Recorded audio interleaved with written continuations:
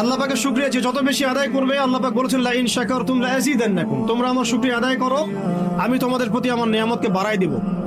ওয়া লা ইন কাফারতুম ইন্না আযাবি লাশাদীদ, তোমরা যদি আমার অকৃতজ্ঞ হও জেনে রাখো আমার আযাব বড়ই কঠিন। সবসময় চিন্তা করবো আমাকে আল্লাহ কি দিয়েছেন, এটা চিন্তা করবো না আমাকে আল্লাহ কি দেন নাই।